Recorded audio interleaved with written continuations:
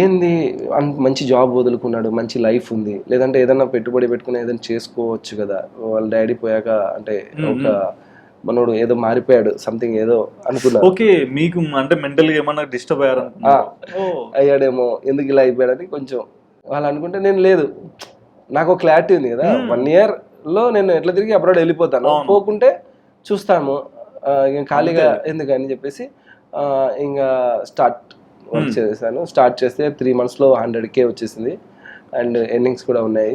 And తర్వాత ఒక్కొక్కటి challenges same like నేను ఫస్ట్ హైదరాబాద్లో వచ్చాను, వచ్చి గూగుల్లో సెర్చ్ చేసుకుని వచ్చాను, వర్క్ మీద వచ్చాను. ఇందులో అంటే నా ఫ్రెండ్ మూర్తి కూడా బాగా సపోర్ట్ చేశాడు. నేను యూట్యూబ్ చేద్దామా వద్దా అనుకుని మధ్యలో అనుకున్నా.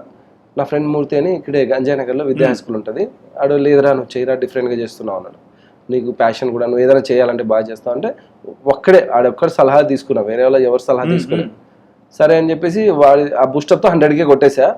100K బూస్టప్ కొట్టాక వచ్చాను. 100K తర్వాత హైదరాబాద్ వచ్చి సేమ్ ఇలాగే రంజాన్ అయిపోయింది, వచ్చాను. వచ్చి 1.5 lakh వీడియో చేశా.